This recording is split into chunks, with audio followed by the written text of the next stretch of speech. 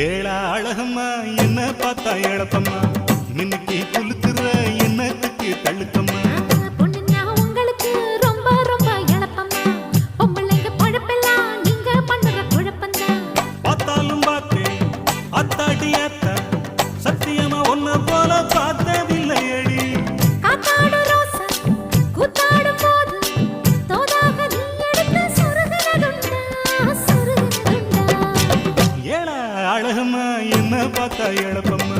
மின்னுக்கு குலுக்குற என்னத்துக்கு தள்ளுக்கம்மா பொண்ணுங்க